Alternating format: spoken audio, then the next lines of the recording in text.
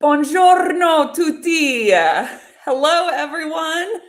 Buongiorno tutti, benvenuti tutti alle Olimpiadi delle Vendite a Freddo. Io mi chiamo Rebecca. Hi, I'm back. Welcome everyone to opening ceremonies for the Cold Sails Olympics. I am so excited that you're here. We are live from Milan, so that is Milan, right? That's not a fake background. And full disclosure, I tried to get Olympics coverage on the background, and I think it is Olympics coverage, but it's Summer Olympics for some reason. Anywho, hi everyone. I want everyone who's in here who has given me the pleasure of joining me for opening ceremonies. I could not be more excited for today, and that you're joining me. If you could jump in the chat. Give me your name, where you're tuning in from. Jay Frank, you better be in here. I'm gonna bust into tears, and Kirsten as well. If you're not, I'm just gonna start crying. If you jump in the chat, put your name, your role, and one thing that let's do a fun one. Let's not do sales one. Let's do favorite winter sport. What's the sport that you're the most looking forward to for the Winter Olympics? What's the sport that you watch? I really like. I'm gonna put mine on deck, and then we can go into the cold call stuff. I am really excited to see skeleton and downhill skiing. So for anyone who doesn't know who skeleton is, it's called that because it's the skeleton of a bobsled, and think of doing bobsled, but you are on your stomach, going face first, 90 miles an hour down a hill. So it's going to be pretty wild to see that. But almost all of the winter sports I have never seen before live. I've only been skiing, full disclosure, 2, maybe 3 times in my entire life. Like, I'm still at the pizza wedge for my breaks. I'm not to French fry yet. So I'm really excited to see all the winter sports live. It's almost like a fairyland in my head. It's almost like Narnia in my head, like it doesn't exist. But anywho, so we are going to jump into the content for today. We have an incredibly dense roadmap in terms of the content that we're covering. So we're going to be doing half prospecting topics and half selling topics every day for the next 17 days. And we're going to alternate prospecting, selling, prospecting, selling, prospecting, selling. And we're going to be doing 6 sections or 6 pieces of a pizza pie. Don't blame me for it being that cheesy, or you can blame me. You can go ahead. And we're going to do 600 seconds a piece for every single topic. So the topic on deck today, I obviously am a huge fan of pun. So since it's opening ceremonies, we're going to go into how to open a cold call and then all the steps after that. So that's the topic on deck today. Is how I thought I'd just dive straight into one of the meatiest topics when it comes to prospecting, how to open a cold call and how to hold a cold call that really matters with your prospect, is really meaningful and makes them book a meeting. So without further ado, there's only one rule. The rule is, if you're going to be on here, I like how I'm giving out rules. The rule is the more engagement, the better. I want to hear from you. So Min is scouring through the chat, and he's any kind of comments and questions he's going to put on the board so I can see them. So I want to hear from you all. I don't want this to be a monologue where I'm just, ranting at a screen in Italy, even though, my Italian side's coming out. My fake Italian side is coming out. If you have any questions, if you have anything that you want to add, please make it interactive and jump in the chat and say your piece or ask your question. Okay, so why don't we kick it off? Slice 1. Yes, Jay Frank is here. Okay, Jay Frank. I told my parents about him.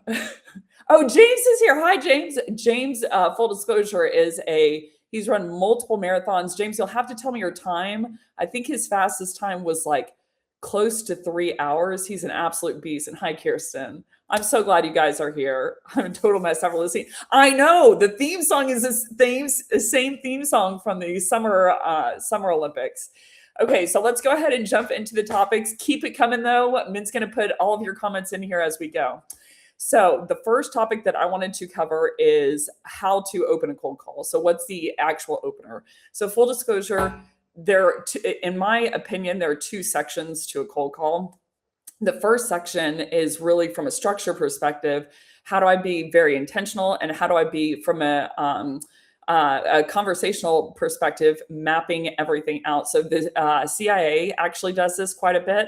and they do what they call conversational mapping. So they know in the conversation, their goal is to extract information, in their case scenario, and that it's going to take a lot of cerebral calories to do that. And so what they do is they memorize an if-then map at the beginning of the conversation so that they can use all of their, essentially brain calories and attention and focus on how the person looks. Are they looking to the left? Are they looking to the right? And basically reading signs and having the difficult conversation on the back end. So I think of the first part of a cold call as conversational mapping. So even though we're special snowflakes, and this is an objection handling session, but we're going to go into that in one of the sessions, even though we're special snowflakes, we all are saying about the same things as a buyer at the beginning of a cold call in terms of objections. So I'm going to give you an example, and I'm going to give you basically a talk track for each one of these steps that you can use. But the most important part right at the beginning is structure, and that you're really intentional about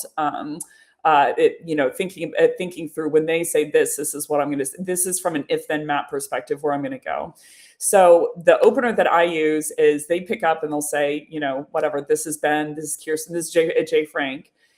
And I start with, hi, Jay Frank, this is Beck from Flip the Script, calling to you from Flip the Script. If you have a call recording software, you do have to disclose it a lot of times, so I'll throw that in there. Of like, hey, Jay Frank, this is Beck calling on a recorded line from Flip the Script. How have you been? And so I ask a question right off the bat. I don't go into a permission-based opener. I do use a permission-based opener, but it's really a permission-based mid, which we're going to talk about in a second. But I want to get them talking right off the bat. And so they're only going to go one of two directions whenever I ask that question. They're either going to be unemotional or they're going to be emotional. So unemotional just means like a completely average tone, and they'll say a response like, I'm doing good. How are you? But there's no heat behind it. Or they'll say, I'm good. Or sometimes they ask a question, but it's an unemotional question, meaning they'll say, this is who, calling with who, but there's no heat behind it. So the difference in the key thing at the beginning of the cold call is that I'm putting on my detective glass, like my detective microscope in all case scenarios. So I'm trying to read into the prospect of, are they trying to communicate something to me through their tone, or are they not trying to communicate something to my with their tone? So I think about a lot when I would come home from school when I was younger, and I walk in the door and my mom, or dad would be standing there and they'd be like, how was school? I want to see if anyone can guess how I answered, or what's the response that kids will typically say at the beginning of it, like when they walk in the door and, you ask them, how was school? How was your day? Typically my response was just one word. It was good. And because I wanted to go to my room. So I didn't want to expound. Now, did a lot of stuff happen? Yeah, of course it did, but I didn't want to talk about it. So the path of least resistance was just to say good so I could go to my room. So your prospect in the first case scenario, if they're unemotional and they say, I'm good, or they say, I'm good, how are you? But it's not, there's no emotion behind it. Or they ask a question of like, this is who calling with who, but there's no like va-va-voom behind it. They're not pissed. They're not super happy. It's just kind of a mute tone. All three of those case scenarios, I'll give them a slight head nod, and then I'll go into step 2, which is personalization. So if I say, hey, Jay Frank, this is Beck calling on a recorded line with Flip the Script. How have you been? And he's like, I'm good. I'm like, great, glad to hear that. The reason for my outreach is, and I go straight through. So the reason I'm doing that is when someone's saying something very short and snippy, essentially what they're communicating to you is like, get to the point, right? So I want to make my prospect feel as comfortable as possible in terms of their communication style, but like within reason, within structure. So I am true to form. I've taken 7 different tests on a scale of 1 to 100. I'm a 97 in terms of introversion. So what you would call thinking introvert. We like books, we like studying, we like reading, concept creating, like that's breathing. So what that means is if I'm on an airplane, I'll see someone, if they're sitting down next to me, and I've seen people that they're like the kind of person that's looking at you, and I can tell that I'm like, if I sneeze in this person's direction, they're going to start talking. Like they're going to start telling me about the boyfriend or something. And so I have leaned away so much and pretended like I was asleep because I don't want to talk. So much so that I've fallen asleep before, actually. I was pretending that I was asleep so much that I actually fell asleep. That's me naturally. If you were to talk to men or any one of my internal teams, they would tell you I get straight to the point. I start mid-sentence on a call. I don't like a lot of fluff near the beginning. I don't want to go into how was your day, blah, blah, blah. I want to go straight in. But that's me. When I'm on a cold call, if someone has a different tone, so if I said in the second bucket is an emotional tone, and there can be three emotions. There can be they're pissed, they're happy, or they sound busy. Not they say they're busy, but they sound busy. In those case scenarios, I need to address that head on. So the biggest mistake that I see in these cold calls, well, near the beginning, there's a lot of mistakes, but the biggest mistake I see in this bracket is that the rep will say like, "Hey, this is Beck. Hey, Jay Frank, this is Beck calling on our quarter line. We flipped the script. How have you been?" And he's like, "Where'd you get my number?" Let's say I don't think he would say that, but let's just say he's pissed. And I'll hear reps answer the question. They're like, "Zoom info, the reason for my outreach." I'm like, "Brendan."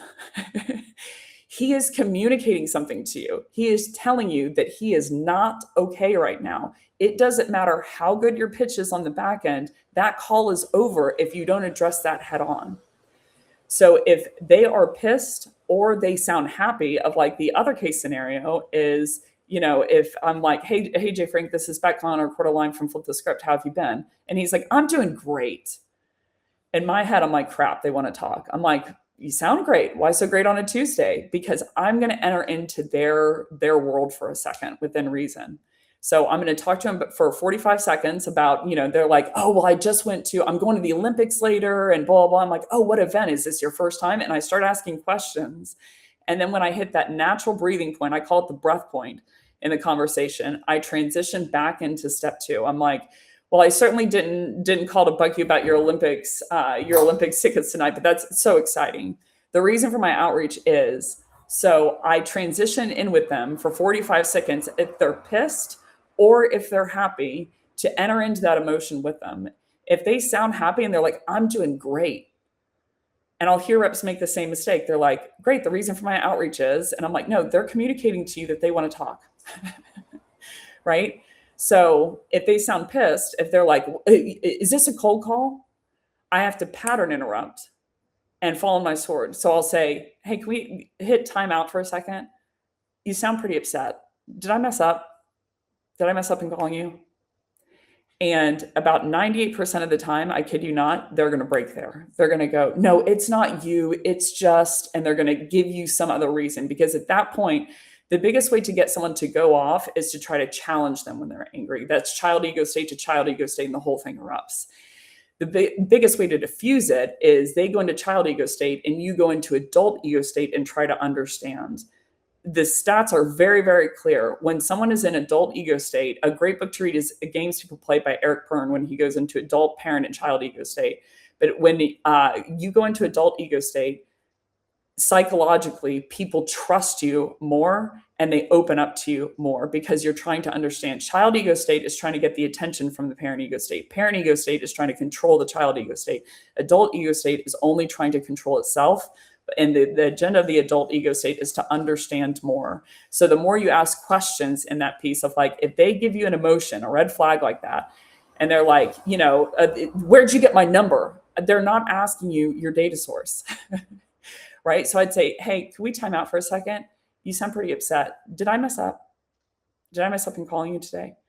And the 2% chance that they double down, it very rarely happens. It has never happened to me, but I've heard it happen to other people. It really depends on how much do you enter into the experience of taking the hit. A lot of people, I'm going to go over on time. I'm sorry, y'all. It's the opener. It's the opener.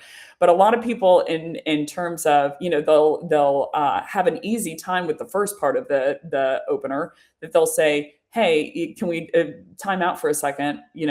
You sound pretty upset." People say that just fine. Get hit by the buzzer. I'm going to keep going for about a minute.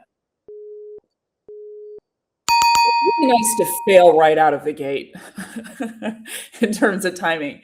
It's really nice to just fail right out of the gate. I promise I'm only going to go for another minute on this.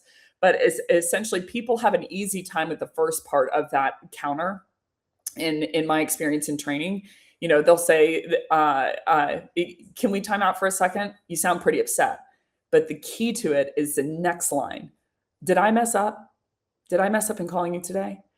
And if you try to take that blame, they're going to save you. If you try to make yourself the hero, they're going to take you down. If you try to take the blame, they're going to bring you up. So their natural reaction is they'll say, no, it's not you, because you just held up a mirror to them and they're like, oh, I'm a jackass, And so they say, it's not you. It's just, my kids have been crying all morning or been fighting all morning. My cat, ran out the door and I don't even know where the cat is. And whatever they bring up, I do the same thing as I do in the happy instance of I start to ask them questions. So their understanding of salespeople and cold calls, what they're expecting is two things: that you're not going to shut up and that you're going to keep talking at them and keep trying to book the meeting no matter what, and that you don't know anything about them and that you don't know anything about their buyer persona. That is the expectation. So the pattern interrupt near the beginning, a pattern interrupt for them is when they bow up to you. And I hear so many people go into objections handling like, they'll slam them back. They're like, is this a cold call? And they're like, well, don't you make your reps do cold calls? And then fight. Someone puts a post up on LinkedIn and like everyone's dead. So the biggest way to diffuse that situation is basically to take a hit. You have to keep in mind from an emotional perspective, people do not want to be cold called, period. Now, if you have something that you're finding it unknown, they absolutely love the information. But 100% of the time, it's not the case, right? So the first pattern interrupt, the first piece of respect that you're doling them out is if they give you an emotion, do something with it. If they show you that they're pissed, because they're not very secretive with their emotions, they'll be like, is this a cold call? Who is this? And so if they give you an emotion, calm down. There's no way you're going to book the meeting if you keep going. So I would just stop there and I would counter. I'd say, hey, can we time out for a second? Or can we tap the brakes for a second? You sound a little upset. Did I mess up in calling you today? If they double down and they're like, yeah, you did, I'd be like, I'm so sorry. I'm going to remove you from the list. I hope you have a great rest of your day. I'm really, really sorry for interrupting it. And I hang up the phone. You'll blow their mind. Absolutely blow their mind. So that's the 2% of the case. The third instance is if they sound busy. Not they say they're busy, that's an objection.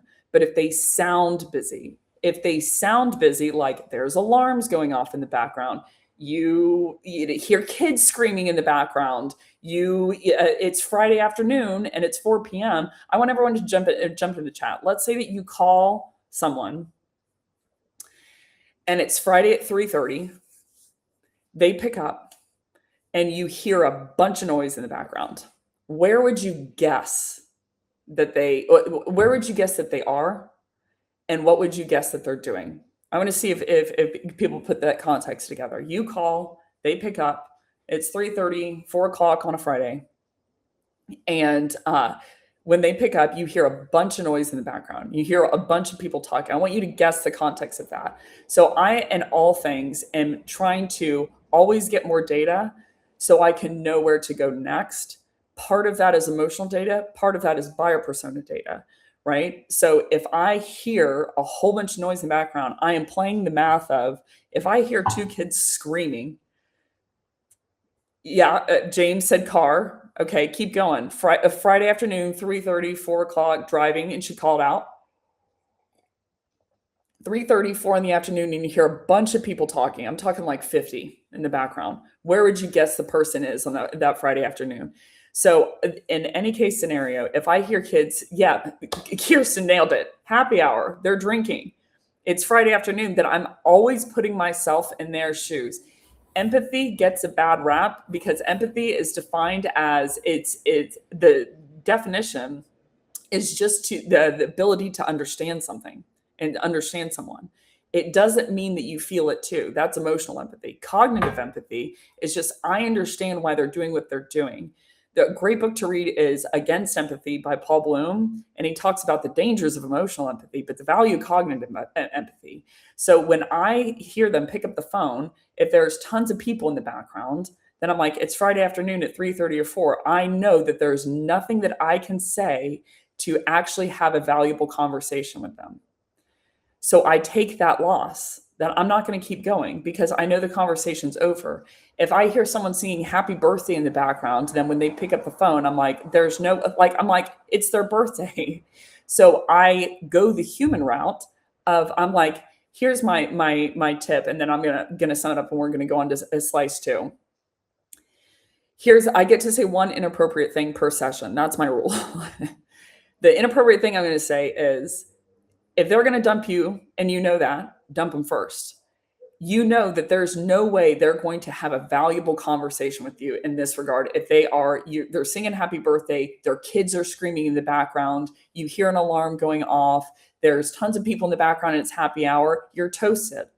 So I take that loss. I'm like, what, it sounds like you're in a bar. And let's say that they come back with, they're like, yeah, I'm out with my team, actually. I ask questions, just like in the angry case and just like in the happy case, for 45 seconds until you hit that breath point where you're like, it makes sense to move on. Of like, you're like, yeah, I'm out with my team, we just hit quota. I'm like, oh, congratulations. How about and I would go the non-qualifying route, of like, so where are you celebrating? Are y'all going out for dinner? Just ask them any kind of question to keep going. And then when you hit that breath point, I'd say, well, I'm going to leave you alone now. If you do me a favor, when you do get back into the office, I sent you an email titled blank. There's a big, long love note in there. And, you can read it when you get back if you're open to it. And if we can take up the chat from there. Have a great weekend. It's so nice to talk to you. And tell your team congratulations for me. And hang up the phone. You will erupt their brain. The fun part about cold calling, the fun part about cold email, it is very easy to do. All you have to do in a lot of cases for the pattern interrupt perspective to get unbelievable results is do the exact opposite of what every single other sales rep does. Every single other sales rep is going to try and handle that like an objection. But I'm like, if they're at a bar, they're not going to be able to talk. If there are kids screaming in the background, I don't want them to talk. If there are alarms going back in the background, I want them to handle that. I have a friend that was cold called while she was in her apartment and there were fires going on outside and she was trying to evacuate. And the cold caller kept going. Even when she told them, hey, my place is about to burn down to the ground. So if you hear something that you're like putting together in the context, I would put together in my mind, would I be able to take the conversation from there? And if not, then I would ask them a couple questions if it's appropriate. Like if their kids are screaming, don't ask them anything. I'd say, I sent you an email titled Blake, we can take it up there. Good luck with your kids. Let me know if I can be of any help. And hang up the phone. You will shatter their mindset because you're the first cold caller who listened to them, who understood what they were going through, and hung up the phone. The goal is not to get them to book a meeting on the call. The goal is to book a meeting overall, hypothetically, to get the conversation going, if it's from an SDR perspective. So it doesn't matter what channel. When I've done that in the past, it's like an 80% hit rate to the email. If they go back to the email, you dole them out respect, and they respect you back. One of the things in the French culture that stood out to me a lot, French people, from my experience, are extremely respectful to one another, meaning someone bumps into you and they're like, oh my, excuse-moi. They're like, I'm so sorry. Pardon. They're like, I'm so sorry. And the culture is, I respect you, so you respect me back. And there's a kind of symbiotic relationship. So when you start with respect to your prospect, of like, they're in a bar and you close off the conversation, their natural responses is to pay that back with respect. If you're disrespectful and keep going, their natural response is to pay that back with disrespect and hang up on you. So in summary, then we're going to lap 2. I lead with, hey, Jay Frank, this is Beck calling on a recorded line. You only have to do the recorded line if you have compliance software, recording software. On a recorded line, we flip the script. How have you been? And they'll answer in 1 of 2 brackets. They'll unemotional or emotional. If they unemotional, they'll either say good, how are you? Or they ask a question, but there's no emotion behind it. They're like, oh, thank you very much, Anna. Yeah, totally. Anna said, that's why AI agents fail in sales. I'm like, 100%. I saw a software the other day where someone, they're like, let's offboard that pesky discovery call to an AI agent. I'm like, are you talking about our entire job as reps? You want to offboard the most valuable part to you and the buyer of the entire sales process. Like, I mean, you can't, like, to Anna's point, the value of a human is like, you know where to go. If someone is screaming, the funny thing is, I believe we know what someone's saying when we take a step back. We watch a movie, and just by how someone shifts their eyes, we're like, that's the killer, or he loves her, or she doesn't love him. But then we get on a cold call and someone's like, where'd you get my number? And we're like, the reason for my outreach is, I'm like, oh my gosh, like we just walk through these flags. So all I'm trying to get people to do, of like, the thing that helped me the most is, I'm like, I'm going to apply the same level of discernment. There is nothing that a good pattern interrupt can't call out. That I'd be like, can we time out for a second? And I would call out what's going on in the room. Like, and they're very obvious about it. So the summary is, they're either going to be unemotional or they're going to be emotional. If they're going to be unemotional, they're going to respond in one of three ways. They're going to say, I'm good. How are you? Or they'll say, they'll ask a question, this is who calling with who. If they say I'm good, I'm like, great, glad to hear that. The reason for my outreach is, and I go into step 2, which we're going to go into in a second. If they say, I'm good, how are you? I say, I'm great, thanks for asking. The reason for my outreach is. And then if they ask a question, but it's unemotional, no matter what the question is, do not fall for that trap. That is where you can get derailed. I'd say, that's a great question. The reason for my outreach is. The reason is, the second step, which we're going to go into in 2 seconds, is inherently valuable. You're going to give them a line that proves to them that you have researched them, and it will pattern interrupt and, like, help them know that you have invested in them. So I'm not going to get derailed in this question. You have to keep in mind, they don't even know who you are at this point. They've just picked up the phone. A cold call from a high level is disrespectful. You have interrupted someone and you have prioritized for them something they would have never prioritized for themselves. Keep that in your brain. You are starting with a cold call on the back footing, meaning you're interrupting someone, right? Now, some interruptions are great. If someone was walking into oncoming traffic and I pulled them back by the collar, technically that's me interrupting them, but it's interrupting them for their benefit. That's what a cold call should be. I'm interrupting them for their benefit of, I'm finding an unknown of a problem or an impact or a tactical problem or a root cause that they didn't know. The more of those that you can find, which we're going to get into in a second, the better. So they say an unemotional response. They're like, good, how are you? Or they ask a question. They're like, this who calling with who? I'm like, great. Glad to hear that. The reason for my outreach is, if they say good, how are you? I'm like, great. Thanks for asking. Like, look at that. That's what we need to do with our prospects.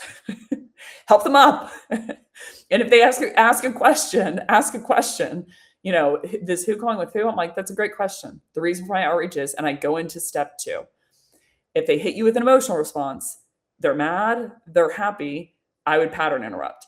If they're mad, they're like, this is who is this? Is this a sales call? Don't fight it. It is a sales call, So I'd say, I wouldn't fight it. Don't you make reps, make calls? I'm like, this is not your enemy. This is this is a buyer. If they're acting like a child, diffuse it. I'd be like, hey, can we time out for a second? You sound a little upset. Did I mess up? Did I mess up in calling you? And if they are in the 2% category where they're like, yes, you did, I'd be like, I'm so sorry. I'll take you off the list. I'm really, I hope you have a great rest of your day. And I apologize for interrupting you. Hang up the phone. You will blow their mind. Worst case scenario, they're going to say positive things about you in the market. No cold caller has ever done that in all time. If you're like, I'm so sorry, and hang up the phone, no objection, no trying to count it, that 2% of buyer, you're never going to close anyway. And even if you did, it would be what they call an empiric victory. The death toll is higher than the actual win, right? So I just let them go. I'm like, I'm so sorry. I'll take you off the list. I'll never call you. I be sure not to call you again. Hope you have a great rest of your day, and sorry again for interrupting. Just hang up the phone. Be respectful, quick, be brief, be brilliant, be gone. If they're happy and they're like, I'm doing great, I'm like, crap, we got to talk. So I'm like, I ask them a question. You sound great. Why so great on a Monday? Well, I just got back from ballet with my daughter. Oh, is it your first ballet? And ask questions like a human. Be interested, and you are exiting, and that period is very valuable. Then I promise I'm getting into step 2. That period is very valuable. You're not asking questions about the ballet. Yes, you are. you are walking out of the very, very toxic role of what a buyer and seller dynamic is. The most dangerous thing to any cold call, to any call in general, is that they see you as a sales rep. If they do that, if they see you as that, they can do anything they want to you. They can hang up on you, they can cuss you out, they can, on and on. But the minute that you are human first by considering their needs first, they pay that respect back, and they can't do any of that crap to you. So, I'm 40, you're exiting that toxic pattern of like, I might be a salesperson, but I am not going to behave like salespeople do in every respect. I'm not going to push you. I'm not going to mislead you. I'm not going to manipulate you. I'm not going to influence people or persuade you. It's all just French for, Italian for manipulation. I'm going to find something that you didn't know. Hopefully that's the goal, so that it prevents you from hypothetically making a mistake, whether it has anything to do with me or not. I'm going to send you over material. I'm going to be helpful. That's it. Like, that's the thing. That is selling. So, and then if they sound busy, then I pattern interrupt, ask a couple of questions, tell them to get back to their day, and that you wrote them an email, and give them the name of the email, and then get in. Okay, lap 2. Let's get to lap 2. Jay Frank, this is all your fault. Lap 2. Okay, I'm actually going to stay on time for the rest. I promise. That is from me to you, a promise. Okay, the counter started. Step 2. This is easy. Actually, this is going to be a really fast one. We might even close it out early. Step 2 is the personalization. In this line, you are going to, I would say one line about them. The reason for my outreach is, and what I mean by personalization is one-to-one. The difference between personalization and relevance is personalization. I don't care what anyone says in the market. They are lying to you. Go look up the definition. Hyper-personalization, I don't know where someone came up with that. I'm like, why are we inventing words we don't need? It doesn't exist. Personalization is one-to-one. Relevance is one-to-many. Period. That's it. So you need to use a personalized line. The reason for my outreach is, I saw you wrote this post earlier on X, Y, and Z, and I loved your line on X, Y, and Z. So I was curious to know if you've come across blank before in your company. So I was curious to know if you've come across flip the script before, or the reason for my outreach is, I saw you recently made a transition from this role to this role, where you've been over the last 6 months, and you went from enablement and then shifted into ops, where you've been over the last couple of months and been building out the team of, looks like 10. So I was curious to know if you've come across flip the script before. You don't have to hook it. You just have to give the personalization and then ask them the question. Reps, one of the things that I did early on is, we think that that they're going to hang up the phone. So we start talking faster and start jamming words in there so that we can get them in like a buzzer beater. I'm like, ask them a question, slow down. The most valuable thing that people are not doing on cold calls or discovery calls is asking questions. They should be talking. They should be a participant.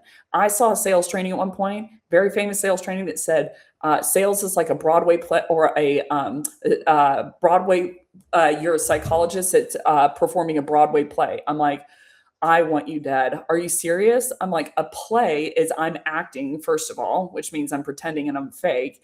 Second of all, it means that it doesn't involve you. Audience isn't necessary. The prospect is necessary to be able to diagnose. You need to know their information. So that second step there, that is where you're proving to them that you know who they are. The pattern, again, that they have in their head is that you're going to keep pushing and that you don't know who they are. That's number 2. You are proving that wrong. How this goes incorrectly is, people say, I was really impressed by your profile, and they'll say something generic. I'm like, y'all, they know what you're doing. My CEO sent me your way. I really admire your accomplishments. I had someone on LinkedIn the other day, no disrespect, but they're like, I really admire your accomplishments and content. We over here do lead gen services. I'm like, I am a lead gen service training business. What do you mean? If you haven't seen anything, we're competitors, right? So I include one line of personalization. You don't have to hook it. You don't have to explain it. 15 seconds tops. You wrote this article where you talked about it, and I really like this line where you said X, Y, and Z. So I was curious to know if you came across, if you've come across with the script before.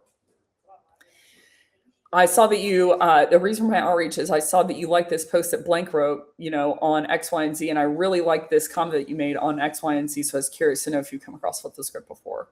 So there's 6 buckets of personalization. I'm going to do a session on personalization at scale.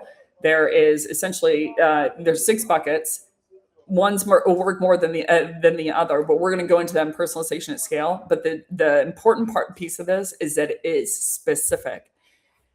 I think one of the biggest myths with personalization is that you have to spend a lot of time to do it. If I were to say, hey, Beck, I really admire your background. I really like your setup. So I was curious to know if you came across blank before. That doesn't tell me that I know that the person knows who I am.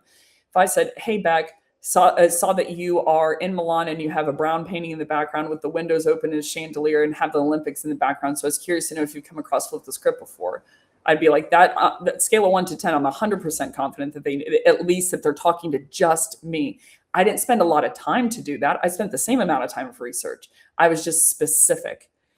So to interrupt the pattern of what AI can do, you have to combat that with being specific. AI is getting sneakier and sneakier and sneakier. Of like, first it was you include their name of like, hi, Beck. And it's like, oh my gosh, it's to me.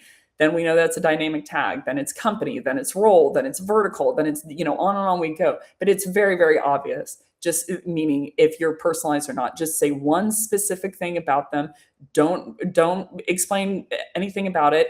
And just say, so I was curious to know if you've come across in your company before. If you have a trigger reason, meaning they fall in one of the relevance buckets, which we also are going to go into one of the sessions on sequences. There's essentially 139 premises, and they're all relevance premises of triggers, one to many. They downloaded content, they attended an event, they attended today. That is a reason, but it's not good enough. That is not personalization. So but it is valuable. So how I leverage that is I give the relevance trigger and I say, but more importantly, and then I give the personalization. Hey, Jay, how have you been? He's like, I'm good. I'm like, great. Glad to hear that. The reason for my outreach is I saw that you downloaded this piece of content on X, Y, and Z. More importantly, I saw that you made this comment on the other day on LinkedIn where you said X, Y, and Z. So I was curious to know if you come across Flip the Script before.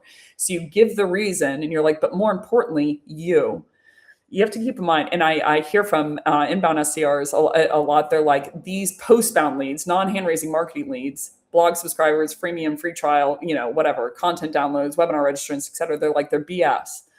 And what they mean by that is not that they're bad or not that they don't hit ICP necessarily. It's there's no hand raising buying intent. I'm like, correct. They're not a hand raiser, but they're trying to learn about solving the problem.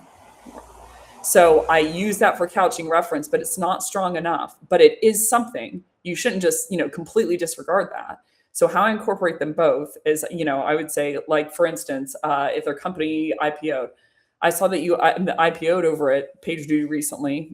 Equally as importantly, I saw your comment the other day where you said X, Y, and Z. And I really like this line on X, Y, and Z. So I was curious to know if you've come across Flip the Script before. The thing you are combating is AI in that line. So keep in mind, look at it through the infrastructure of what can be automated. Role won't work. I saw that you were the head of sales development. I really liked anything where you're trying to sum it up and not be personalized, but look personalized won't work. I'm just going to get ahead of it. I'm going to tell you a story, and then I even might end the lap early. My niece, Elliot, my sister has 4 kids, girl, boy. I'm obsessed with them. They gang up on me. They're, and the oldest, Elliot, she said when she was probably 5 years old, she said, Aunt B, you're in sales, right? I'm like, I am. She calls me Aunt B. I am. She's like, can you teach me how to sell? I was like, you're 5. And I was like, okay, well, what do you mean? What do you mean by that? And she's like, well, I want to learn how to sell. I'm like, well, we could do, hypothetically, like a lemonade stand. She's like, okay, so teach me how to do it. I'm like, well, you have to be different. So you're cute. That kid's cute. You're serving lemonade. That kid's serving lemonade. How are you different? And she's like, so what does that mean? I was like, so instead of doing a lemonade stand, why don't we do a not so lemonade stand? We do everything but lemonade. And to this day, we still have this going on. It became like we have had this every year for 10 years. So she was sitting at that. We were sitting at that. She's like, she said, I have another sales question. Now she's 13. She said, I have another sales question. I said, what's that? She said, I'm trying to sell popcorn for a fundraiser. I said, okay. And she was like, and I want to send a text message, to try to get someone to buy popcorn. I said, okay. So what's the question? She said, well, I drafted this up and I looked at it. I said, who are you sending this to? She said, I'm sending it to 80 people. I'm like, oh my gosh. And thus the sales rep mass blast is born. I was like, Pooper. Well, I called her Pooper. I was like, Pooper, you can't do that. She was like, but I was like, there's no buts. You can't, you said teach you about sales. You can't do that. I'm like, you and every other SDR on the planet are trying to send it. She goes, but I can say something where it looks like I'm talking to them. And I was like, but Pooper, number one, that's disingenuous. You're lying. And number two, it won't work. So whatever you say in that moment, I really liked your line on blank, blank, and blank, 15 seconds. And I end with, so I was curious to know if you've come across your org before. They're going to say yes or no. We're going to go into the next section.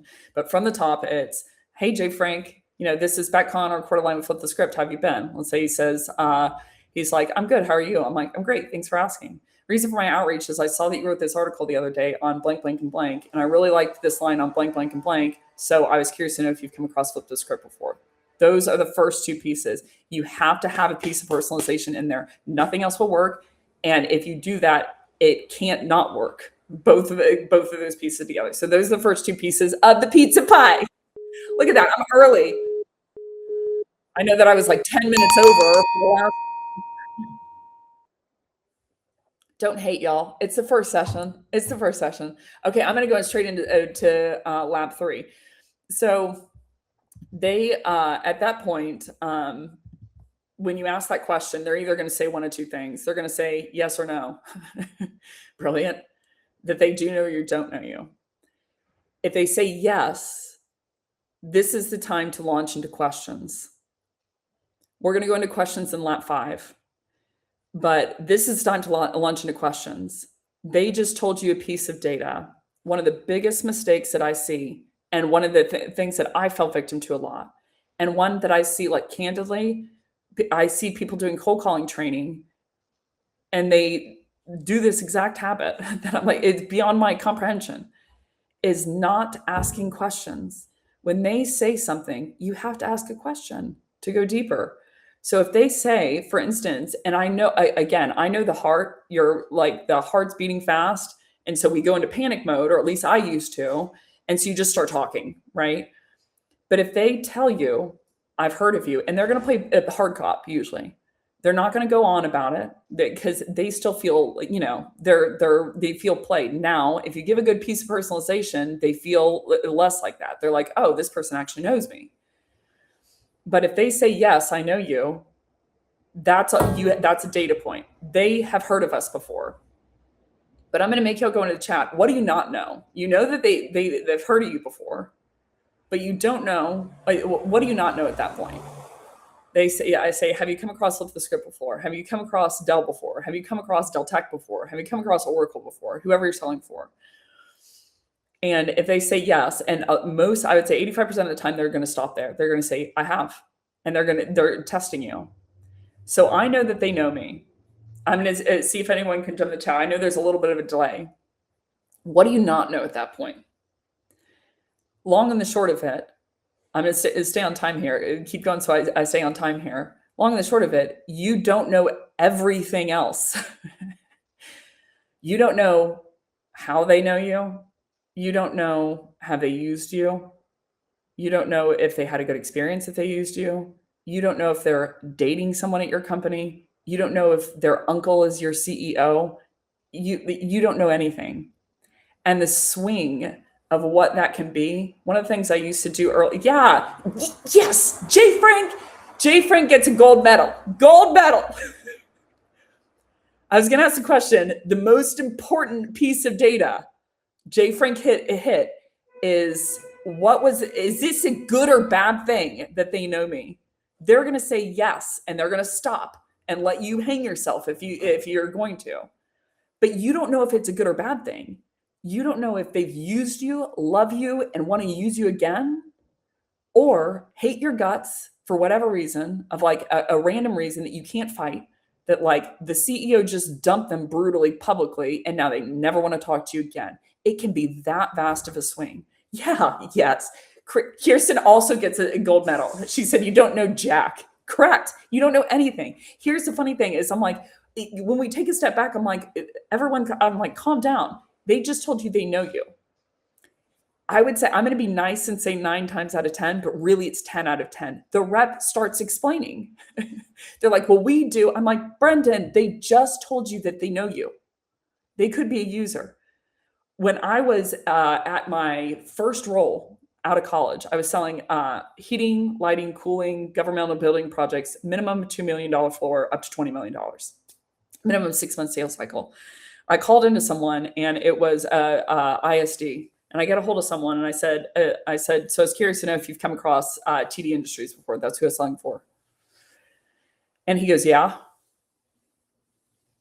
And I just let it hang for a second. And I don't know what came over me. I hadn't been trained to do this. I said, sounds like we did great. And he starts laughing. He was like, no, you actually did do really good.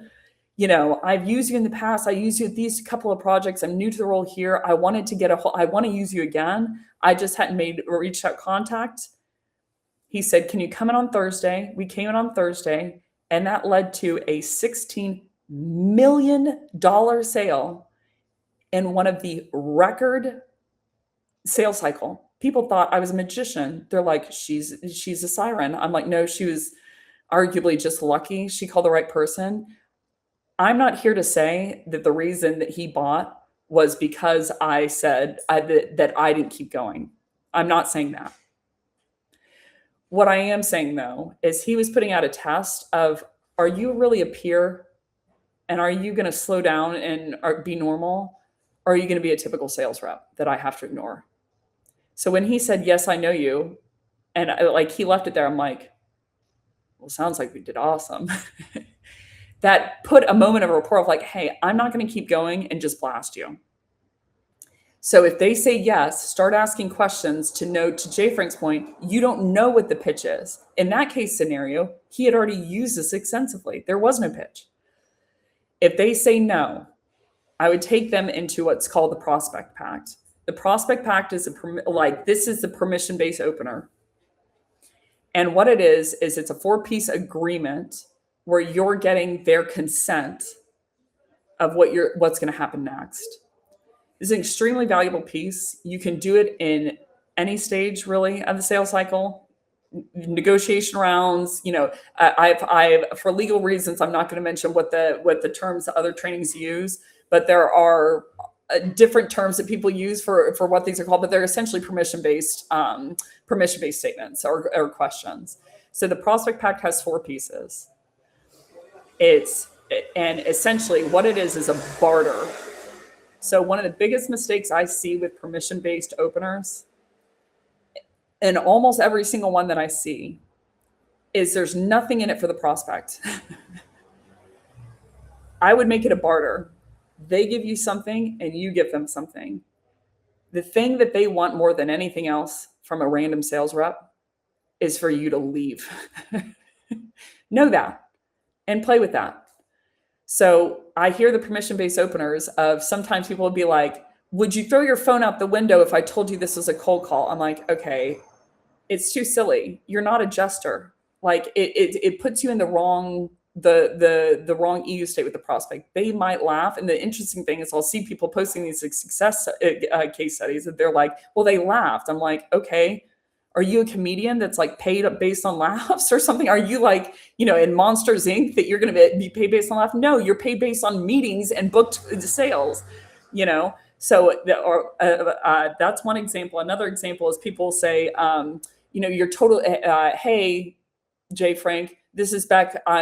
You're totally going to hate me. This is a Thursday morning cold call. And I'm like, okay, the fake empathy of like, you're totally going to hate me. I would hang up the phone. But I'm like, there's still nothing in it for the prospect. You need to give them something. You don't need to be a beggar and just ask for something. You need to ask for something and be like, this is the barter that I'm going to strike up with you. If you give me this, I'll give you this, and play with the permanence, the alacrity, and how quickly and evergreen you're going to go away. So what that sounds like is this. So I have the give, what they have to give. The agenda is step 2 of what's going to happen. The third piece is the get, what they get. And then the fourth piece is I ask a question for consent. So it's their give, the agenda, their get, and the question. So what that sounds like is this. So I'm like, so I was curious to know if you've heard of flip the script before. And he's like, no, I haven't. I'm like, got it. How about this? You give me the next 30 seconds to my best dog and pony show on who we are and why I thought we might be a good fit for you and your team over at blank. And at the end of that 30 seconds, you can tell me whether you want to continue the conversation from there. Is that a deal? So it's their give, the agenda, their get, the consent.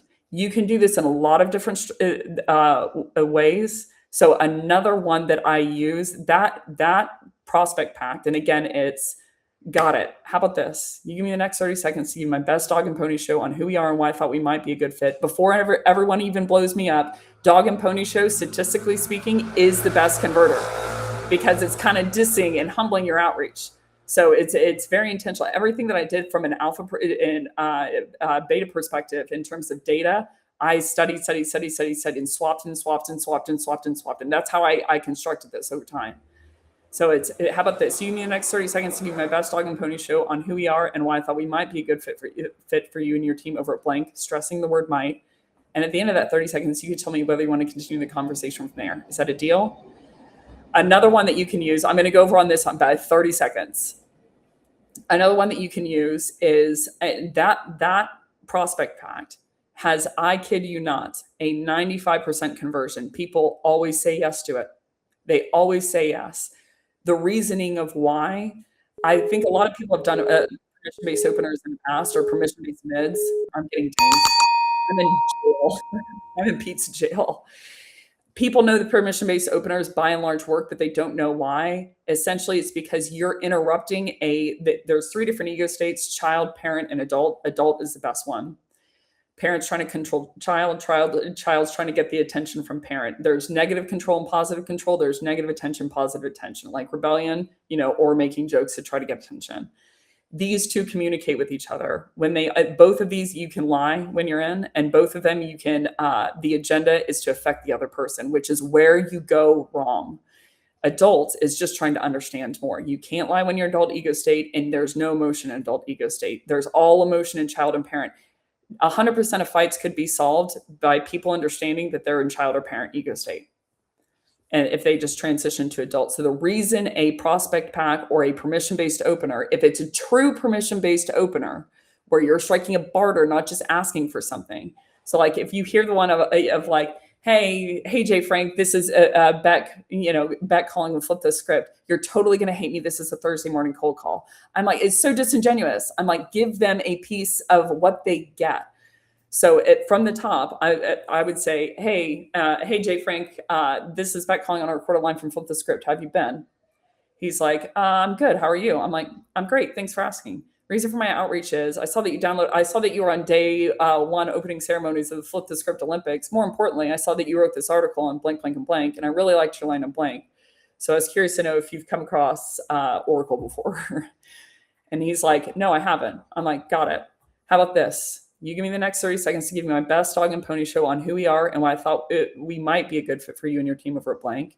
At the end of that 30 seconds, you can tell me whether you want to continue the conversation from there. Is that a deal? Here's the thing. If they don't want to continue the conversation, you have to honor it, period. If you send a breakup email, you have to break up with them. You can't contact them for the next 90 days. That is integrity.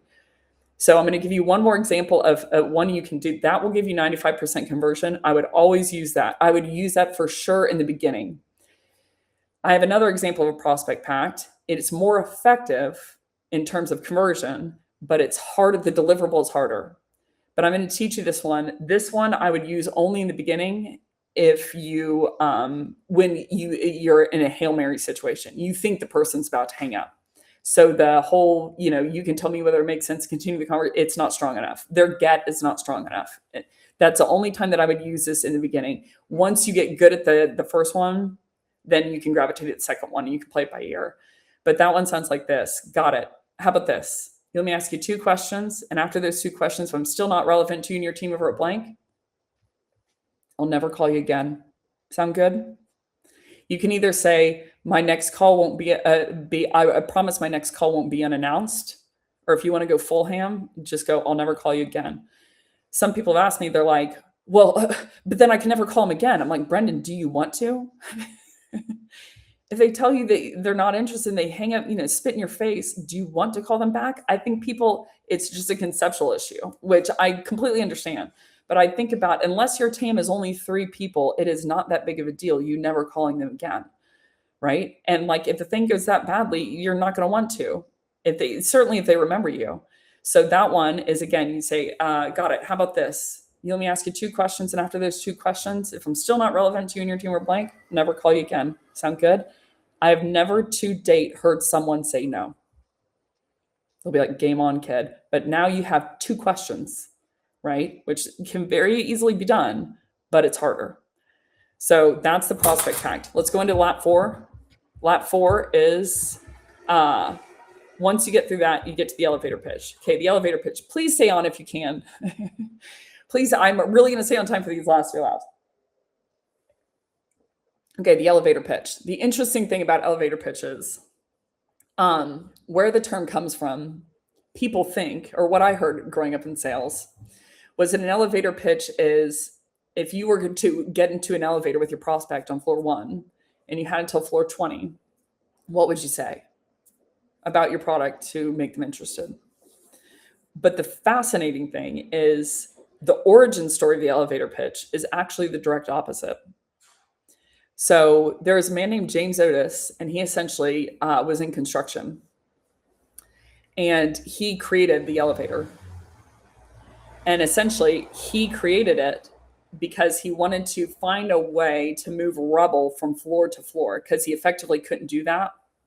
So he's delaying all of his projects because it took so much manpower, woman power, manpower, horsepower, there we go, to remove some of the rubble when they were doing retrofits.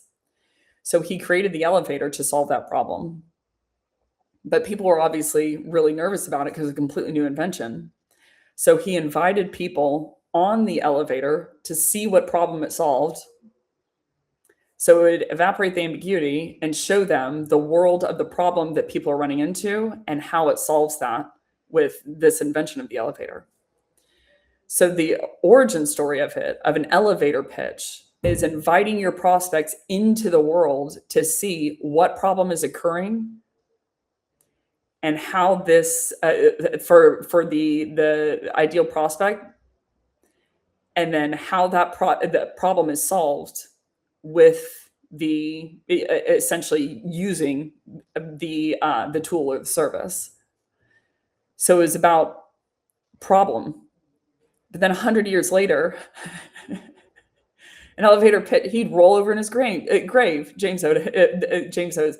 So when people were on that elevator, they were like, yeah, I like this for rubble, but I actually like it for people too, because it can get me from floor 1 to floor 5. Or if someone, for instance, in a wheelchair, and they can't go upstairs. So it solves other problems too. So the origin story is the cathexis of it was Problemville. And then 100 years later, it's what would I talk to if I trapped a prospect? Think this through. Trapped a prospect in an elevator. If I had them trapped, which I'm excited about in sales, and I could say anything to them about my product to get them interested, what would I say? I'm like, nothing. You should start asking questions. So the elevator pitch, I'm trying to give them 3 examples, 1 minimum, 2 if you're a little bit slower in terms of pace, but up to 3 problems that you solve for the person. Here's the one psychological tip. I would be very careful to not make them the villain. And what I mean by that is not mapping out the profile of the person who works with you as someone who is unsuccessful at hitting their lagging indicator. You have to keep in mind, this is someone that you don't know. This is someone you've interrupted their day. And if you're like, we work with people who can never hit quota, are you one of those? It's ridiculous. We work with IT leaders who have tons of server downtime because they don't know what the hell they're doing. Are you one of those? The person, even they would have to be in a desert about to die from thirst, and you're the only option for me to enter into that, because people don't want to fit in that profile because it villainizes them that they're the problem. So I put it in a structure. We work with people who want to blank, the intent's there, but they just don't have.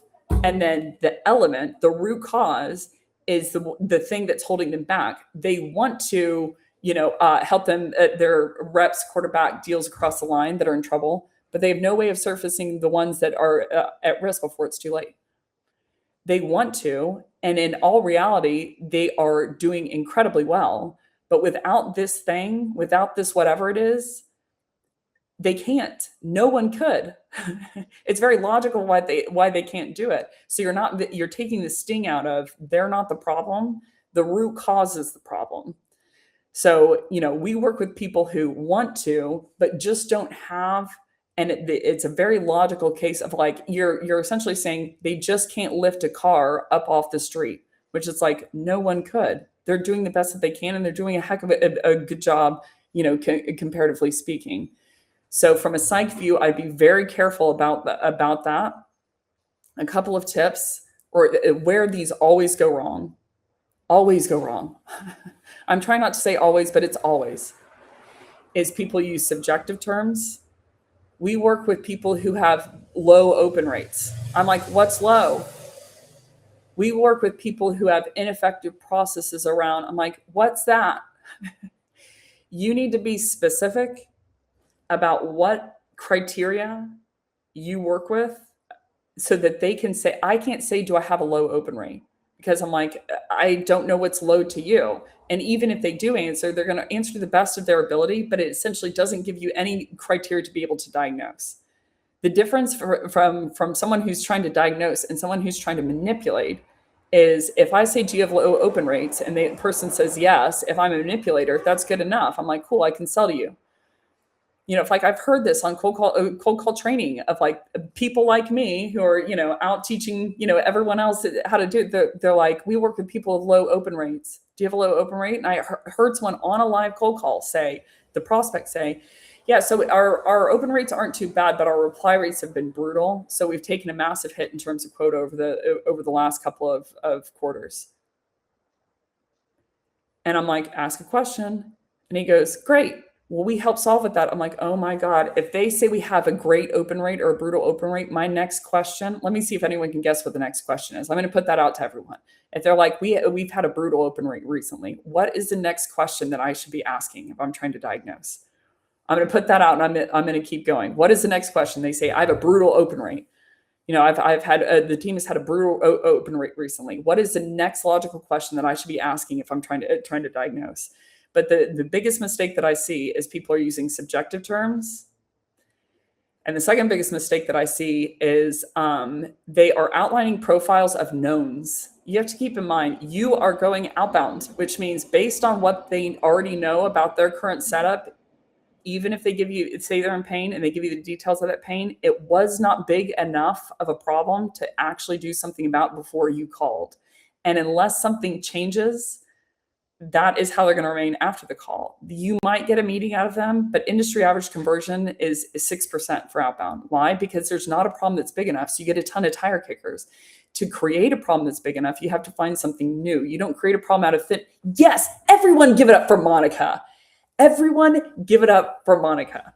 Monica, hi, Monica. Yeah, that's a great one too. Tell me more about it. Like, just get them to double click.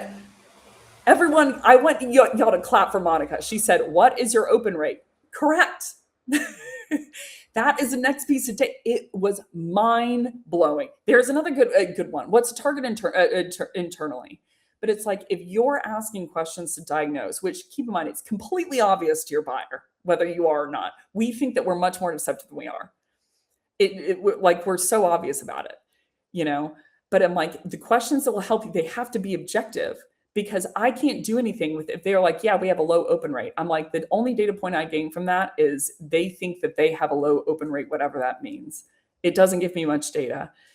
If I'm trying, a good question is defined as one that gives me a lot of data to diagnose as many unknowns and impactful unknowns as possible for them. So that elevator pitch should be outlining very specific data points, people with less than a 50% open rate. and that don't have DKIM and DMARC set up. So it's causing 41% of their emails to not hit the primary inbox. So you're giving actual criteria. They can't say, do I have a low open rate? They can say what my open rate is, or is it below 50%? I seriously want everyone to clap for Monica. So the two biggest, most important points is that they're problem oriented, that they're no, Monica, you're just smart. They're problem oriented, that they are attached to their metrics in specific. If they're an IT director, like people struggle with what problem do they solve? It's around their metrics. It's around their metrics in specific as a buyer. They're objective, not subjective, and they're around unknowns. That is where you're going to create buyer intent out of thin air. So I'm going to say this last statement. I might as well just mess up on this point. So I'm going to say this last statement, and then we're going to go on. If you're saying we work with people who struggle with blank and they can opt into that, they're like, we struggle with blank. Even if they give you the details of that pain, you have to keep in mind, you haven't done anything. The only way you're going to quote unquote win, meaning the deal's going to actually close, is if you accidentally ran into the right person at the right time. And that is what we're doing in sales. It's very clear from the stats view that that's what's happening. Of like, we're just trying to run into the 2 or 3% that's already in market, but just hasn't made the call yet. Instead of that, I'm trying to create buyers. So I hear AEs say a lot, they're like, oh, there's no buyer intent on that meeting. I'm like, well, time out. If they took the call, it's for a reason. You need to find out what that is, step one. They didn't waste their time. They hypothetically have a problem. It's probably not big enough in their head, but they're like, if I'm ever going to do something about this, I want to look into how I would do something about this. So there is some level of buyer intent. You just didn't find it. But I'm like, step two is our job is to create buyer intent by finding things that they didn't know. So the biggest miss on the, is I'll hear people again, and I'm throwing us in the training industry in the freaking fire because it is our job to deliver to y'all stuff that works. And I think we have done a piss poor job of doing that. But the elevator pitch, the biggest miss is that, yes, it's subjective terms and they're leading terms and, they're no dud terms. Another one is they're always around business problem or lag indicator metric. They're like, we work with teams who hit and miss quota. That doesn't give you credibility. Where you win credibility is unknowns, which is tactical problems and root causes. Everyone knows their quota and everyone knows where they're at. If they're an IT director, everyone knows their server uptime and everyone knows a goal and everyone knows where they're at. If they're a CFO, everyone knows their gross profit margin goal and everyone knows where they're at. What they don't know is what they can change to affect it. That's what they don't know. So if we're talking about totally, Jay Frank. So I'm like, if business problem is not where you win credibility, so tactical problem and root cause is where you win credibility. Even if they don't book a meeting or even if they don't buy, if they learn something, that's a win. Look at it as a deposit of like, you just move them closer to wanting to and to trusting themselves enough and to trusting you enough that you'd be able to help them do something about it. But the biggest mistake that I see with them is not around unknowns. Trainers like me every day are going to go online and say, the elevator pitch should be, we work with people who struggle with blank. And if they struggle with that thing, they're going to opt in. I'm like, but when you called them, they were not doing anything about it. So even if they give you the details and people are like, there's some pain here. I'm like, but before you called, if they weren't moving, mobilize. Unless you find something new, they're going to stay in that place, whether they take the meeting or not. At 6%, 6. So it has to be around. If you're saying we work with people who struggle with, and they're knowns, especially if they're subjective, like you have to start over. It has to be specific. So like healthcare ads are really good about this. They don't ask, do you have this condition that you don't know about? They're like, are you they don't say, are you old and living in suburbia? They're like, are you less than 50 years old, have been living in the New York City area for 3 years or more and have 3 or more siblings? If so, you might have blank. Because how they're attracting people who have a problem that people don't know about is they're giving them the signs objectively that they can answer. And I love it that they say, you might have this. You might qualify for blank. They're like, even if you have this criteria, I still have to ask some questions. But they aren't, again, the value is unknown. So I can't say, what do you not know about? Do you have this condition that you don't know about? They're like, do you hit this, this, and this? If so, you might blank. So the elevator pitch needs to be problem-centric around their metrics. I would really dig on technical problem and root cause, specific, and around unknowns. That's the elevator pitch. Let's go into the last lap. This is the last lap, second to last lap. Questions, okay? I'm going to finish this within 300 seconds and blow Min's mind. Questions. I've gone ad nauseum on questions. I've gone ad nauseum today on everything. I missed y'all. When I heard that song, I just got so it really does mean a lot to me that y'all showed up to this. I'm so excited with the song. Just made me really nostalgic. I'm going to go into one of the sessions on two of the sessions extensively on questions in the back end. The question when they opt in, so you end the elevator pitch. You're like, are you running into any of that in your day to day, or am I just rambling here? That's how I'd cusp it off. They're like, no, you're not just rambling here. That's what they'll answer. And they'll say, that point on blank was interesting. 99.9% of reps are going to try and close them there. They're going to be like, great, let's book a meeting. I'm like, Brendan, like, stop thinking about the meeting. When you are safe from a quota perspective is when you found an unknown, a whomper. That is when you're safe. It's not trying to mutual action plan them or get them on the calendar, blah, blah, blah. When you found an unknown, that is the input that causes the demand and the urgency and the trust and for them, the credibility, and for them to want to talk to you. So if you haven't found one of those, you've got nothing, essentially. You've got a lucky find in some cases, which it still puts you at competitive risk and becomes a price game. When it doesn't become a price game is when you found an unknown. So when they give you that data point, and I think of Indiana Jones' Last Crusade. I don't know if anyone's seen that movie is going to date me. Of like Indy, he goes. It's the last portion where he has to go through like this 3-part test, and there's this journal that his dad, Sean Connery, has mapped out. And there's just person after person after person after person after person that's trying to go through the first thing. And all you see is someone go into it and you don't know what happens. And then you just see a head roll out. Then another person goes in and then you see a head roll out. And another person goes in and see a head roll out. And Indy tries to go through, and then he sees the phrase, a penitent man shall pass. And he realizes last minute he has to kneel and there's a blade that goes over his head.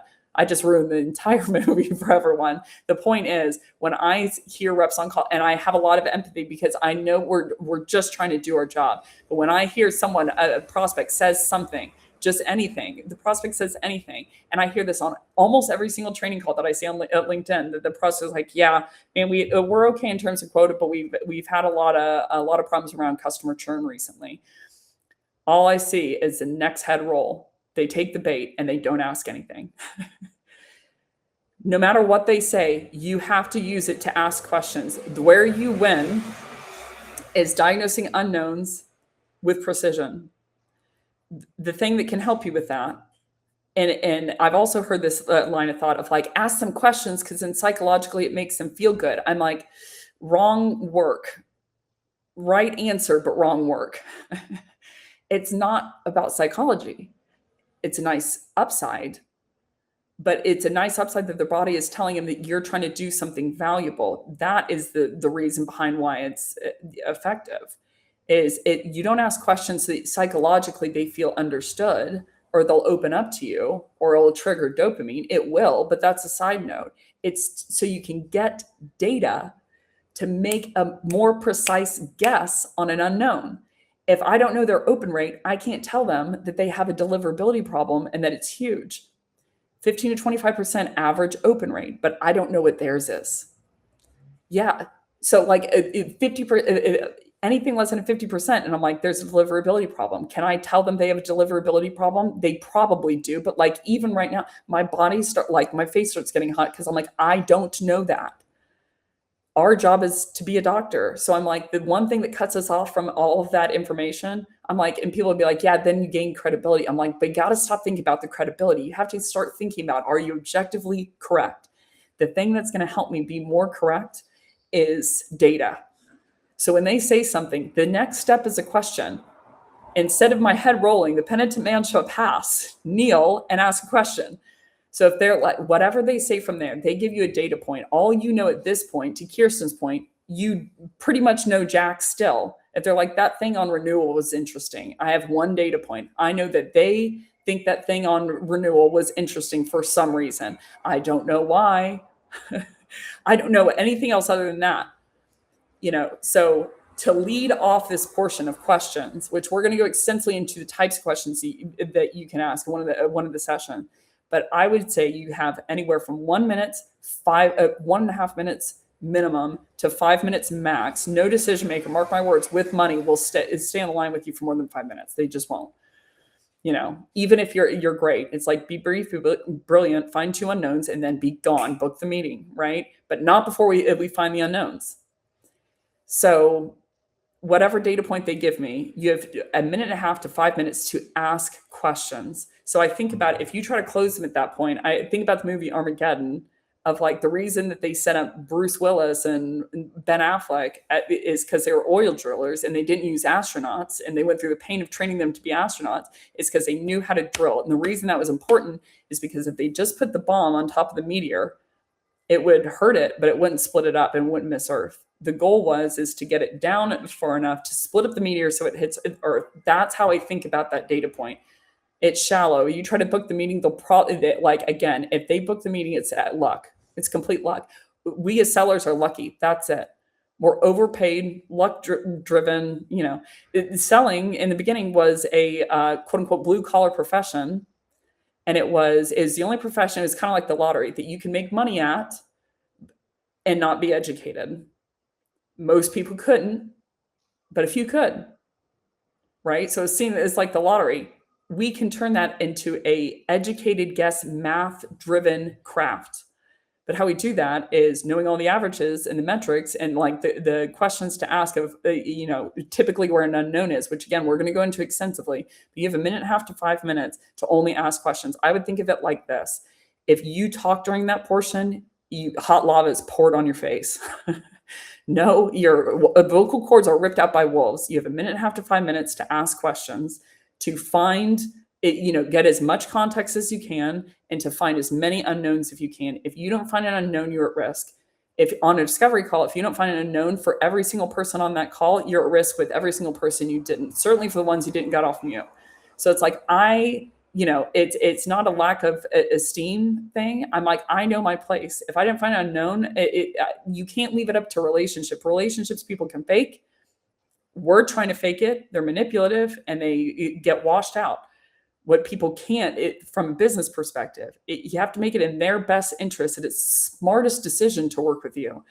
And how you do that is finding these unknowns. You have 1.5 to 5 minutes. So if you can't think of what question to ask, I'll just give a couple defaults here, and then we're going to close out, or do the last section and close out. If you can't think of a question, then I would say meaning, just shut up and they'll keep going. Of like, in terms of, in regards to, and just trail off and they'll keep going. If they ask a question anywhere in that portion, you can do one of 2 things. You can say, that's a good question, why do you ask? Because if they ask a question, you still have to ask a question. If they say something, you have to ask a question. The punchline is you always have to ask a question no matter what. Or your vocal cords, wolves, they're going to rip them out. So, point being, if they ask a question, you can say, the good question, why do you ask?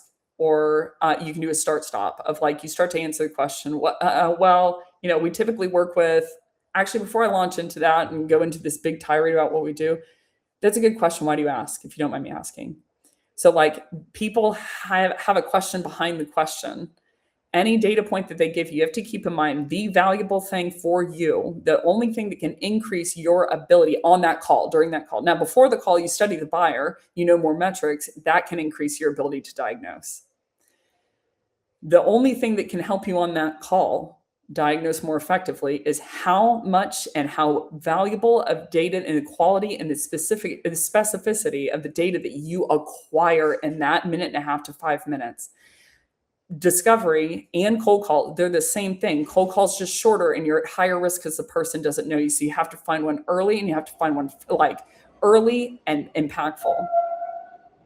So like I was on a discovery call the other day, and it's so funny. It becomes like a problem solving game, and I found one, and I literally fist bumped because I had found, because that's the game. I found one that they did. It was really impactful for them. That I'm like, I win when you win. So if they say, a point is minute and a half to 5 minutes to find unknowns, we're going to go into question extensively. If you blank and you don't know what to ask, whatever data point they give you, they're like, that thing on renewal is interesting. I'd say in terms of, and just shut up and they'll keep going, period. One-on-one. I'd say in terms of, meaning in regards to, and just be quiet and they'll keep going. Or you could say, what do you mean by that? An example being, that's another one that I use. I say an example being, and they just keep going. So like I wouldn't stop them, wouldn't interrupt them. Just, okay. Lap 6. They're going to close out. This is going to be a fun lap. Okay, so now that we know, opener. So, hey, this is Beck Klein, our quarter line with Flip the Script. How have you been, Jay Frank? And he's like, I'm good. Good. How are you? I'm like, I'm great. Thanks for asking. Reason for my outreach is I saw that you attended day 1 of the opening ceremonies of Flip the Script series. More importantly, I saw that you wrote this article where you said blank. I really liked your line on blank, so I was curious to know if you've come across, whatever, the Olympics before. And he's like, no, I haven't. I'm like, got it. How about this? You give me the next 30 seconds to give you my best slug and pony show on who we are and why I thought we might be a good fit for you and your team. We're blank. And at the end of that conversation, that 30 seconds, you can tell me whether you want to continue the conversation from there. Is that a deal? They will say yes. Then we hit with the elevator pitch. At the end of the cusp, we say, so are you running into any of that day to day, or am I just rambling here? They'll say no. You're not just rambling. They'll give you a data point. You have a minute and a half to 5 minutes to ask questions, minute and a half minimum, because I don't think you can find an unknown that fast, to be candid, but no more than 5 minutes, because your welcome is running short, even if you find unknowns. Once you find one, especially to pivot out and you book the meeting. But this last section I wanted to go into to close it off. This is going to be a really fun, but really controversial piece. So what's not important that people think is, what is important that people overlook, and cold call habits and lines to basically never do. That's what I was going to end with. Okay, so what's not important that people think really is making a joke, tone, pace, likability, fluidity on the phone. Those are things that don't matter. I don't care what people tell you. It does not matter what your tone is whenever you pull someone in off the street and they're about to get hit by a car. Your tone can be pretty abrupt, but they're like, oh, thanks, thank you, and you're valuable to them. So the things that matter the least. Here's another thing. The reason people lean into tone is because people are nervous on calls, which makes sense. It makes sense to be nervous on a call. But here's the thing. Practicing tone, pace, and all the self-affirmations in the mirror of like, you're a sales rep, you're good, Beck, blah, blah, I'm worthy of love. How you can fix it more effectively, in my opinion, is the reason people don't like making cold calls is because they feel like they're interrupting someone. And you are. Unless it's I'm interrupting them with a very good reason that I know that they're going to like and they're going to find valuable. That's the thing that needs to change, because once that changes, then everything else goes away. I noticed that all of a sudden, when I first started doing this kind of diagnosing model, you can hear the indignant Italians up back. They're like, see, they're like whistling, stray dog running around. Just kidding. I'm sorry to all the Italians. So the thing that needs to change is that you are after that, and that you have you're confident that you have the data, that you're confident that you have the data and the knowledge about the buyer persona, that you can ask a couple questions and find one effectively. That if that changes, I noticed in the beginning when I started doing this diagnosis model, I was nervous because I'm like, I'm going head to head with trainers, right? And our product is what we're doing, right? And so everyone's paying attention. Everyone's like writing notes and judging, blah, blah, blah. And I was nervous at the beginning until I started diagnosing. It wasn't that my fear went away because I told my fear to go away. It's that I got distracted by diagnosing, and then all my fear is gone.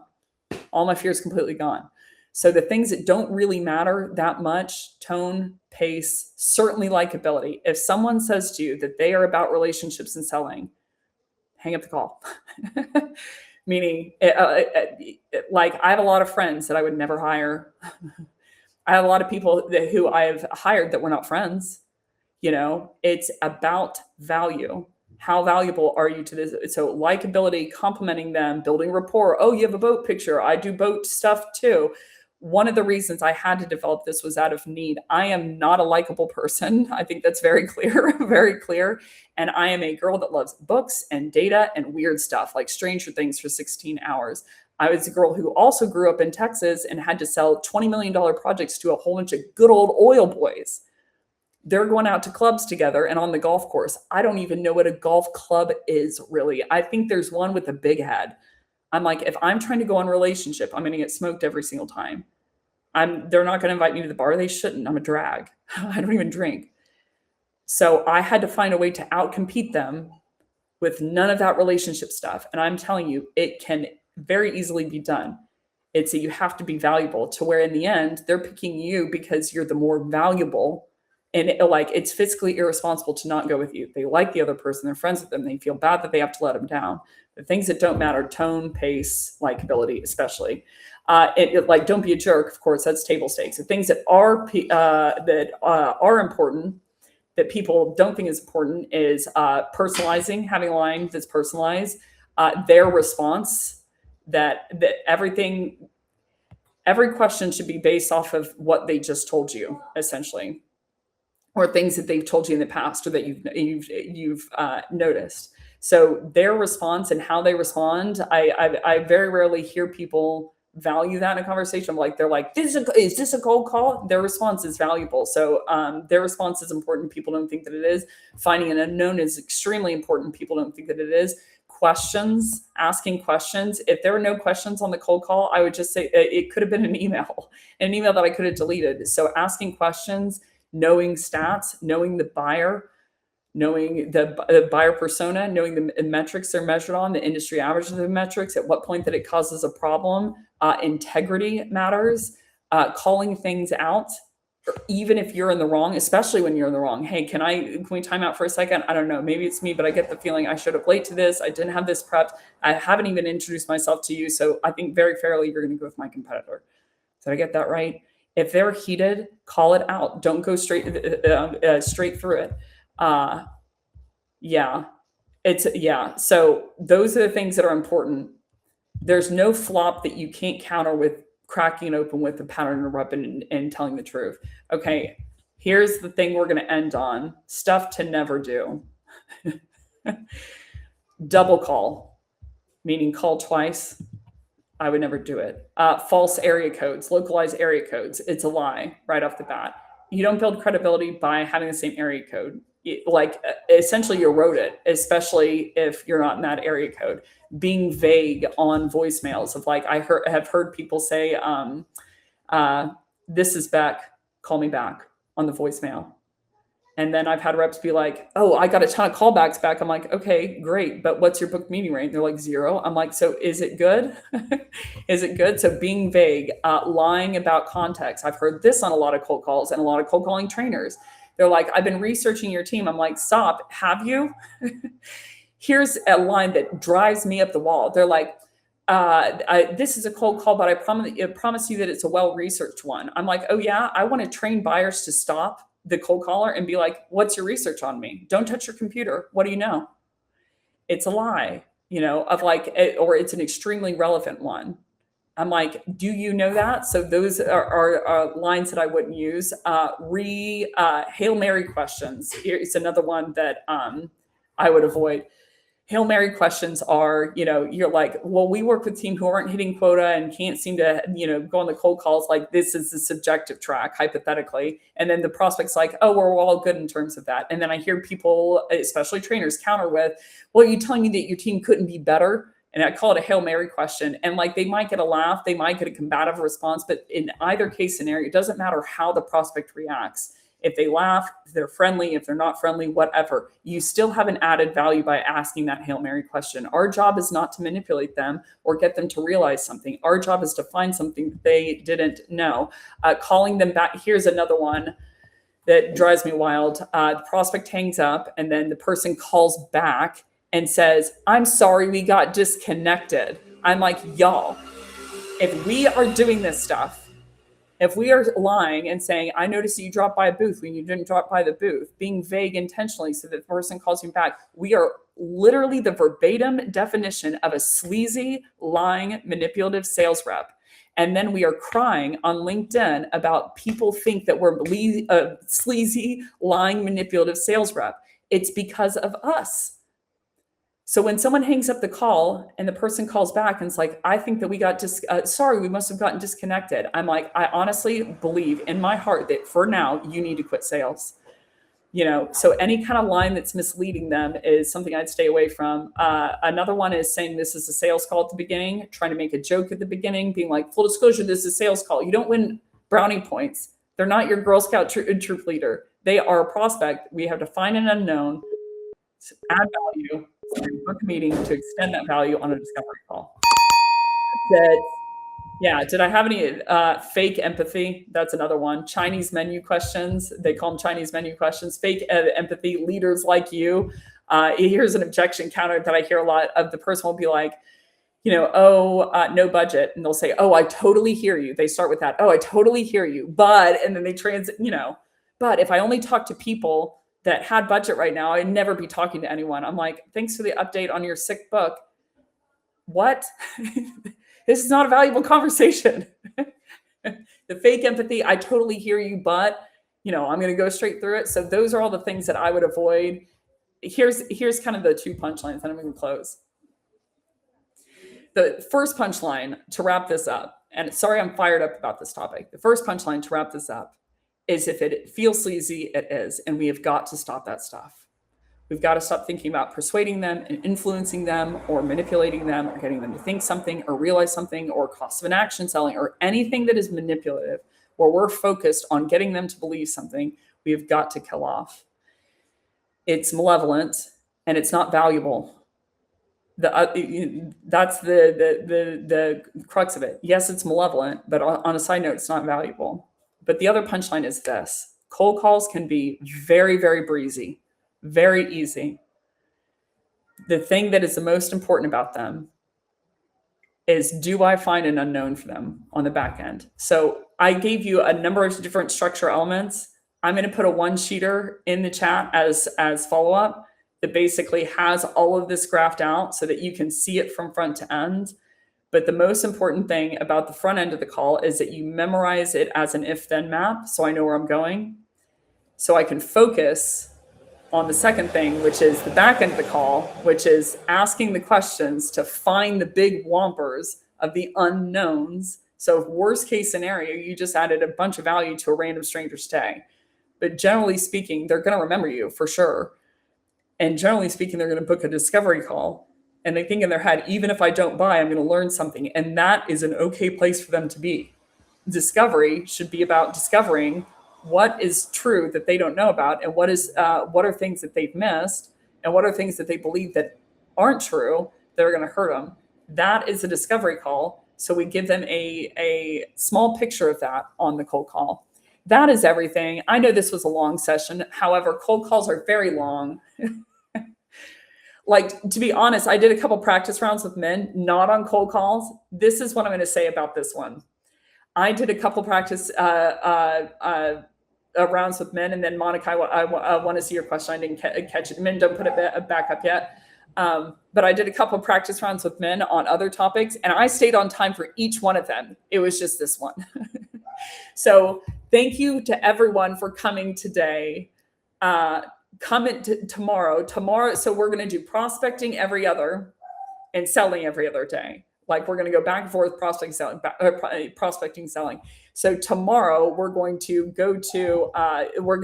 switch to selling, and we are going to go into the skeleton of a great discovery call. So we're starting off with Whompers. This content roadmap does not leave any gaps, meaning each one of them are going to be really, really meaty. But from me to you, I guarantee I will stay on time tomorrow for the discovery call. So tomorrow we're going to do the pieces, skeleton, of a great discovery call.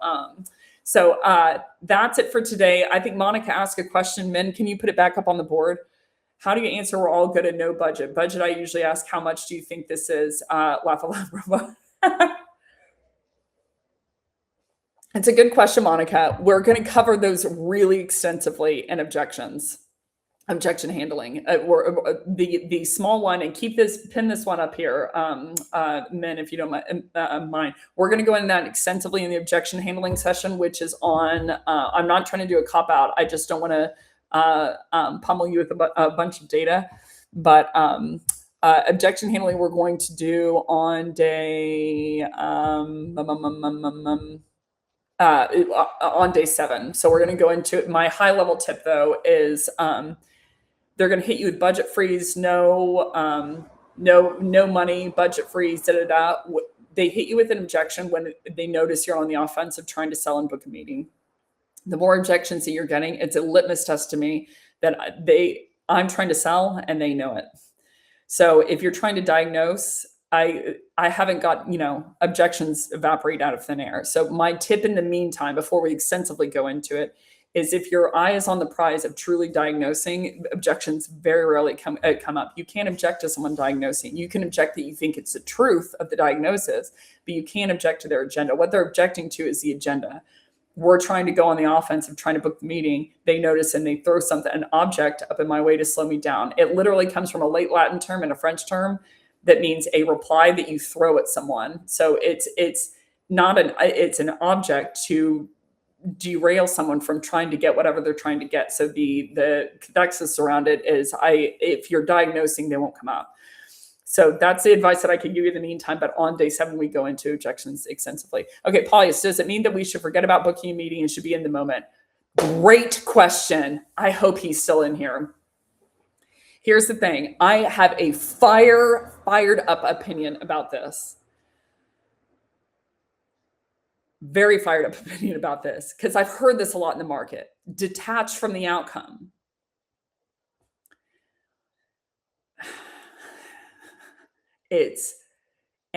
I know this isn't coming from you. That's why I'm throwing it in the fire. Apologies.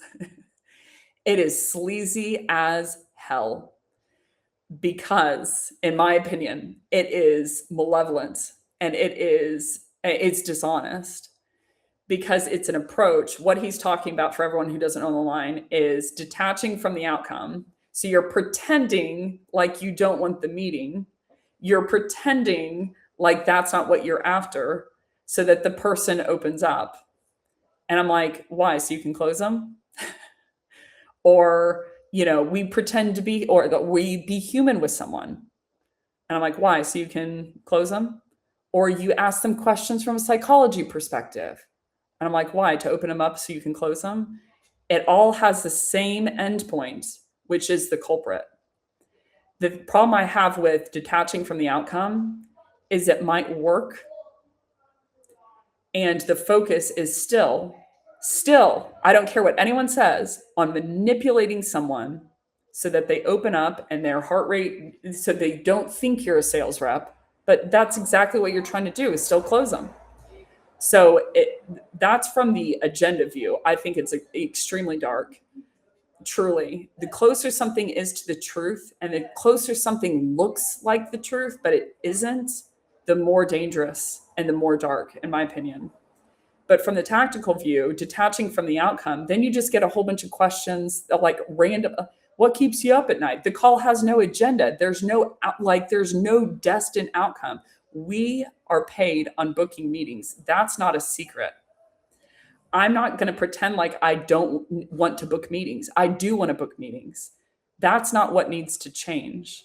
What needs to change is the way that I'm thinking about doing it is I have to find unknowns. So I wouldn't detach from the outcome. I would shift the outcome of we're trying to sell, we're trying to book the meeting. And instead of having that outcome as a North Star, change the outcome to I'm trying to diagnose as many unknowns as I can to help this person. Change the point system. The point system in normal selling is if I book a meeting, then I get a point. So they're all about booking the meeting. What can I say? How can I manipulate them? What tactic can I use? Can I call back twice that they pick up? So instead of having that outcome, I would just change that outcome to I'm trying to diagnose as many unknowns with the biggest impacts for this person as possible, regardless of if they buy or not, regardless of if they take the next meeting or not. If you do that, you can be as aggressive as you want. People say, like, people don't like cold calls. I'm like, well, they don't like cold calls where you don't add any value, which is find an unknown. If you find an unknown, people will beg you to call them. Beg you as a consultant. It's someone who they would value, like, find incredible amount of value behind. So I don't think that you should detach from the outcome at all. To me, it's super dark. It's just acting. It's just acting. I'm like, you are a wolf in sheep's, like, not you. Again, I know this is not coming from you. It is a wolf in sheep's clothing. And I'm like, and man, you are a wolf. You're a wolf of, like, just pretending like that's not my outcome. So I'm like that's not what I want. I'm going to pretend like I care. I'm going to pretend like I am invested. I'm going to pretend like I don't want the meeting. I'm like, instead of, like, I think of my parents like Snowball, like, you put a snack in front of her and they were trying to train her, to wait until they said go ahead, and she's like side-eyeing the treat. I'm like, I don't want it. And I'm like, we're sales reps. We shouldn't be ashamed of that. Of how we make money is closing business. What needs to change and what helps everyone across the board is just shift the point system to my outcome, my North Star, my win is finding unknowns for this person, accurate unknowns and big unknowns. If that's the point system, you can be, in my experience, front end as aggressive as you want. That will turn it from a cold call that they didn't want to, like, thank you so much. And they want to extend the call. Like, everything reverses, truly. I'm just saying this because my experience with it, people are like, I need to get to the decision maker. So why don't I hit them with a line of, like, two birds with one stone? Why don't you include this other decision maker on the call? And I'm like, first of all, they know what you're doing. Second of all, the biggest way to lose trust is circumventing. So don't circumvent them. Third of all, you just made them feel unvaluable. But I'm like, the way they are trying to gatekeep you because they don't want the decision maker getting a hold of with you and that their name being on it. Why? Because you're a pushy sales rep. If you diagnose a whole bunch of unknowns for that person, in my experience, they will push you in front of decision makers. They're like, oh my gosh, I'm going to get credit for this person going in front of the decision maker. If this person is a normal sales rep, I want to keep them at bay at all costs. When they realize you're valuable, the math genuinely switches. They're like, I need you I cannot tell you, and I'm not saying this from a bragging perspective. I'm saying it because of how effective it is. And I mean this.